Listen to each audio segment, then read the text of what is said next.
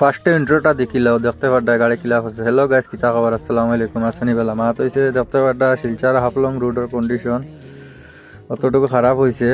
বেশি জায়গা না, 1 কিলোমিটার জায়গা, মনে করো 7-8-10 কিলোমিটার জায়গা।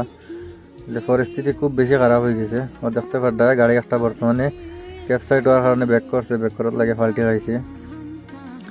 শিলচর হাফলং রোড হাই লোডর গাড়ি আইলেও রিক্স আছে, মানে এখন উষা লুট লই আবার লগে লগে মানে খবর আছে। দেখো বাইরে গাড়ি বিশেষ করে মানে পড়ার মাঝে অ্যাক্সিডেন্ট হওয়ার মাঝে মনে করো 99% বাইরে গাড়ি অ্যাক্সিডেন্ট হয়। আমরা লোকাল গাড়ি কম হয়, মনে করো লোকাল গাড়ি সব জানা আছে কোন দিকে যাইতে লাগবো না যাইতে লাগবো। বাইরে গাড়িগুলো তো মাপ পায় না। আইও টার্নিংয়ের মধ্যে গাত আছে, ক্যাপসাইড আছে, মাপ পাইলো না, গাতে দিয়ে ফেলাই দিয়ে ফালানির কথা তো গাড়ি ফাল্টি খাইলে। দেখো দেখো দেখতে পারো গাড়িটা ফালাই দিছে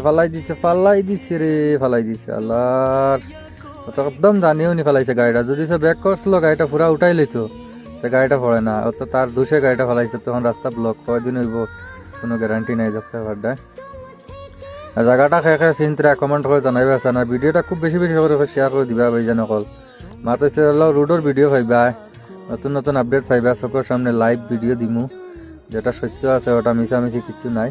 ও দেখতে পারি না ড্রাইভারের কিছু হয়েছে না, মোটাতে তোরাতুরি ছুট লাগছে। হইলেও তো গাড়িটা ফেলাইছে বেঙ্গল নাম্বারের গাড়ি, ওয়েস্ট বেঙ্গলের গাড়ি। বেশিরভাগ 100% গাড়ি বাইরে গাড়িগুলো অ্যাক্সিডেন্ট হয়, বা বাইরে গাড়িগুলোর কারণে রাস্তা জাম হয়।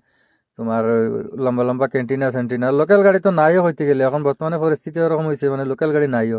তো ভাই জানো ভিডিওটা বেশি বেশি করে শেয়ার দিবে, আর যদি ভিডিওটা দেখে ভালো লাগে একটা লাইক আর একটা কমেন্ট করে জানাইবা কোন জায়গাতে দেখ রাখে। আর এই জায়গাটা চিনচন নি না নিয়ে সেন্টার কিন্তু শিলচর হাফলং রোড বারবার হইয়ার। অতটুকু ভিডিও আর নেক্সট ভিডিওত মিলবো আপনার লগে। আসসালামু আলাইকুম।